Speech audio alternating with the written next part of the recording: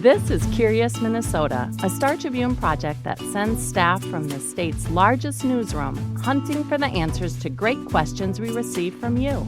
We're here to answer everything you want to know about the state's people, places, and culture. I'm your host, Erica Pearson.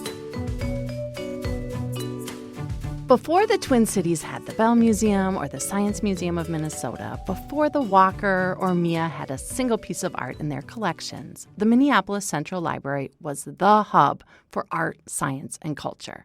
They even had a special space filled with historic artifacts. And in it was a pair of very rare artifacts. It was a pair of mummies from ancient Egypt.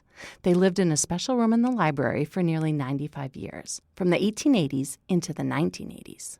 We're talking about this today because we got a question from Lisa Sitak in Woodbury, who loved to visit the library's museum as a child. I would go with a neighborhood girlfriend. The two of us would ride the bus down there. And I'd have 25 cents, some for the bus fare, some for a cherry Coke at the Woolworths. We would get on the fire escapes. We'd climb through a window. We did all sorts of crazy stuff. I seem to recall even being on the roof of some of those buildings as a little kid. And we'd stop at the library, too, there, and then go down in the little basement there where this museum was. They had a mummy case there of some sort of sarcophagus. And it just left such an impression on me. Seeing this mummy case there, how did they come to be down there? Whose decision was it? And where did they get them? Thank you, Lisa, for this great question. Reporter Eleanor Hildebrandt took on the mystery of the Minneapolis mummies for us. Thanks for being here, Eleanor. Thanks for having me. So I was glad that you volunteered for this one, but I am curious, what led you to raise your hand? What was it? I'm a huge fan of libraries. I always have been, grew up in them. I'm originally from Des Moines, Iowa, and so I grew up at my own central library with my family, and I think in another life I probably would be a librarian. So it was something that caught my eye of, I get to go talk to a librarian and probably a historian. Sounds like the perfect assignment. I love it. I'm also a library fan, and it is Library Week as we're recording. Really? So I didn't know that. Fun fact. Lisa asked about how the mummies came to be in the Minneapolis Library in the 1960s. But we also wanted to know what happened to those mummies because they're not in the library anymore. So let's start with where they came from. How did they end up in the library in the first place? Yeah, so the 1800s were a very different time. And Ted Hathaway, who's the manager of preservation, special collections, and digitization at the Hennepin County Library today, said that in the past, people used to pick up artifacts, fossils, things like that on their travels and bring them home to Minnesota. Obviously, not acceptable today. We cannot do that. But it was just something that happened back then. And so when the library first opened, it housed something called the Academy of Science for Minneapolis. And a streetcar magnate named Thomas Lowry bought the two mummies on a trip to Egypt in 1886, and then he proceeded to donate them to the Academy, and that's how they ended up at the library now, because the Academy doesn't exist anymore. Wow, it's crazy to imagine a mummy being a souvenir. No, it is a very weird thing, especially now, but Lowry wrote a letter to someone at the University of Minnesota at the time explaining how he came to be with these mummies and why he kind of chose to bring them home. That's so interesting. Can you read a little bit for us? Yeah, for sure. So these are Lowry's words where he said, "My little boy has been very anxious since his arrival in Egypt to see a live mummy. I corrected him by saying that probably his father was as near an approach to it as he was likely to find." It's a nice little joke there. Yes, yeah. And he continued saying, "Thinking that perhaps many of our Minnesota children would be equally curious on the mummy question, today I bought two very fine ones, complete and intact, as taken from the tomb. I have ordered them sent to you to be presented to the Academy of Science, Minneapolis. There may be some difficulty in getting them out of Egypt as the authorities are very alert. I am told about taking such things out of the country, but I think I've arranged it through our consul, so there will be no delay, hoping they will arrive safely and be acceptable." Wow. So it sounds like it was a little dicey even then. He knew that people in Egypt weren't happy about artifacts going out of the country like this. Yeah, from the letter it seems like he planned it a little bit in a way to make sure they could make it. And so there is the niceness of him saying children in Minnesota need to see this, but it also is like, oh, you could have been in hot water back then, and today you definitely would be. Yeah, that's so interesting. So I'm imagining they're arriving at the library. What did it look like in those days? It opened in 1889? Yeah, the first Minneapolis Library was this gorgeous, giant building in what is now the outskirts of downtown. The building no longer exists, but it had these turrets, the kind of cylindrical parts of the building that end up in like cone-shaped points.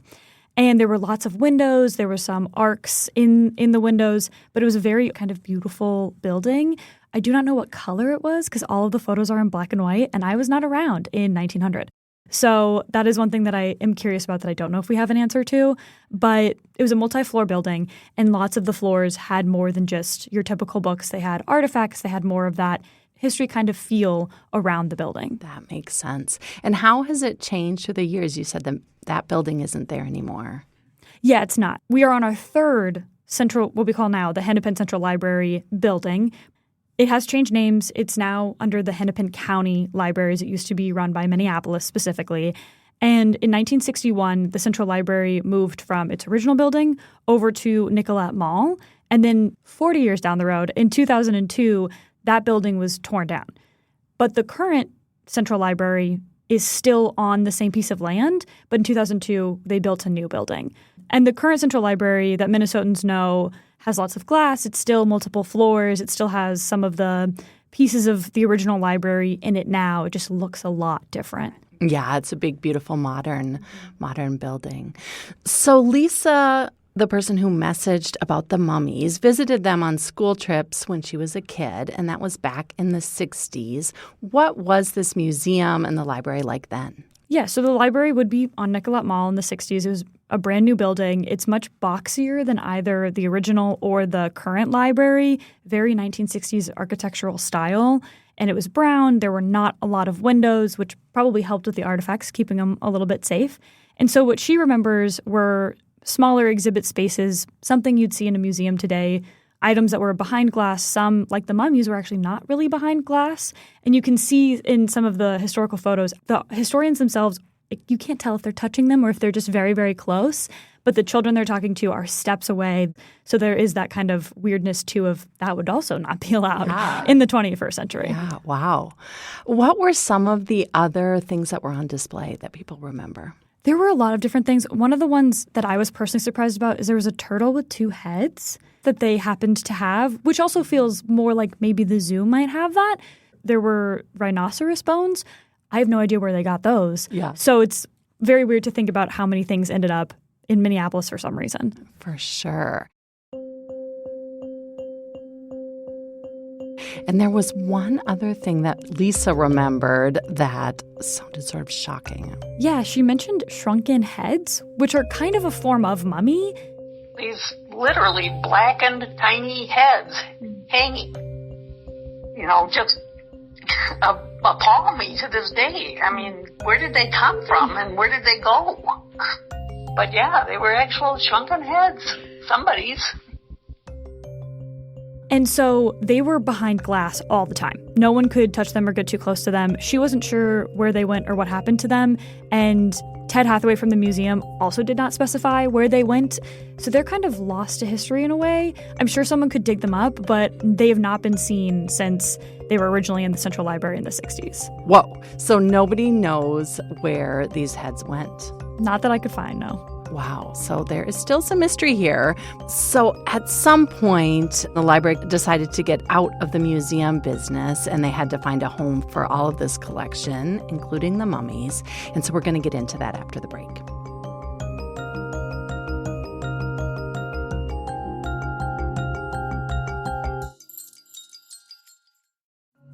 Hey, I'm Melissa Townsend, and I'm hosting a new podcast for the Minnesota Star Tribune. It's called Essential Minnesota. Each week on the show, our journalists take a deep dive into one big story that's happening right here at home. So come hang out with me and the local journalists from the largest newsroom in the Midwest. You'll get the facts and a little peek behind the scenes of how our reporting comes together. New episodes drop every Friday wherever you get your podcasts. It's Essential Minnesota. We're back, but before we continue our conversation, I wanted to tell you that this podcast is produced by Melissa Townsend and the music is by Matt Gilmer. So when and why did the library decide to jettison all of these museum pieces? So in the 1980s, there was a recession, and it hit the Twin Cities pretty hard. Between 1980 and 1982, a lot of cities, companies, organizations were looking at their budgets and making cuts. That was true of the Science Museum of Minnesota, which had a partnership with the library. That partnership allowed the libraries to showcase exhibits. And when that was cut in 1982, the museums kind of disappeared from the library umbrella. But by the 1980s, the library was able to give its artifacts to museums who could do more with those pieces than they could.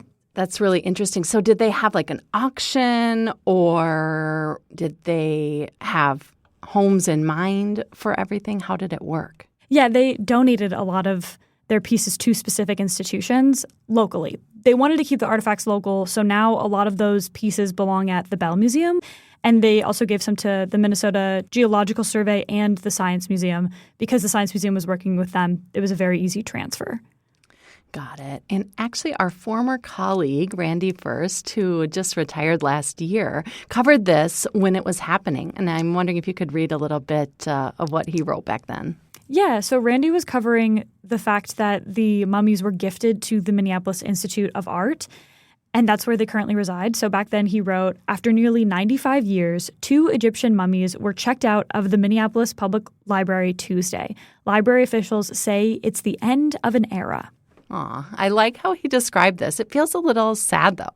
Yeah, I appreciate that he said that they checked out of the library one last time, because you can't really check out an artifact. But yeah, they left after being housed there for over 100 years, even if they made a couple moves in between. And my source says it did feel like the end of an era at the time. Yeah, and it was. Oh, that's so interesting. So you said that they ended up where? Yeah, they ended up at the Minneapolis Institute of Art. Wait, so I have seen a mummy at MIA, as it's called now, and actually spent a lot of time avoiding the room where it's in because my daughter was terrified to even walk by the doorway. She had like a mummy phobia for a time. So, and I remember it has like this beautiful painted sarcophagus, I believe. So is that one of the ones that was at the library? No, that's a different mummy that was donated at another time. That is an astounding number of mummies. For Minnesota, for sure. For sure. And there's even another one at the Science Museum. So that's crazy. But the particular pair of mummies that are from the library have been in storage for a long time.